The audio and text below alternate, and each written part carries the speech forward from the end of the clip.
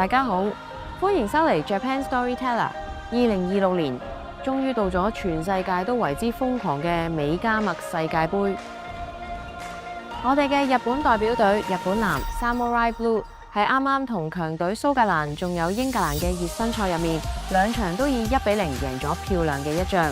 依家全世界都關注緊佢哋，希望日本隊可以保持呢股強勁嘅勢頭，喺決賽周打出好成績，真係諗起都興奮呀！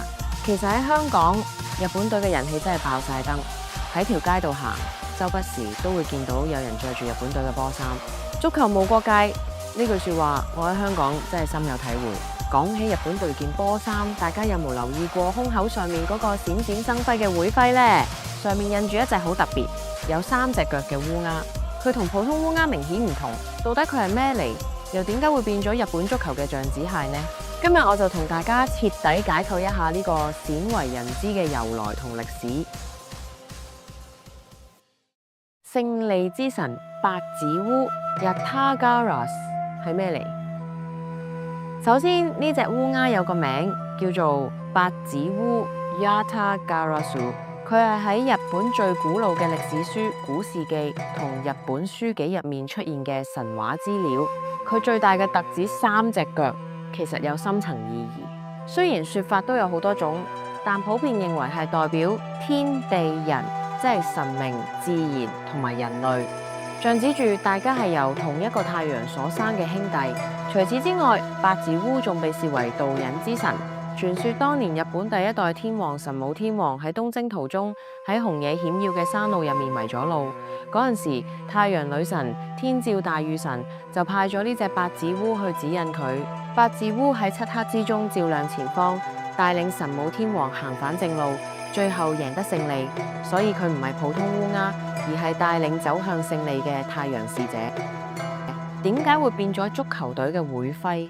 咁呢隻神話資料點解會變咗現代運動足球嘅象子笛呢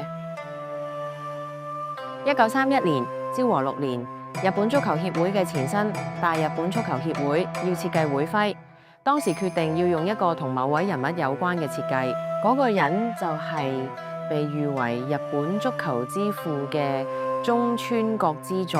中村先生係第一個將英式現代足球引入日本並推廣開去嘅先驅，因為佢嘅家鄉就係喺和歌山縣那智勝普丁嗰度，正正就係供奉八子烏嘅熊野大社所在地。就係因為呢段淵源，八子烏就成為咗會徽嘅主角。八子烏嘅隊翼背負住帶領足球射入龍門、帶領球隊走向勝利嘅熱切願望。作為太陽神嘅使者，背負住日本象子太陽旗、日之丸喺球場上奔跑嘅球員，正正就係呢種不屈精神嘅象子。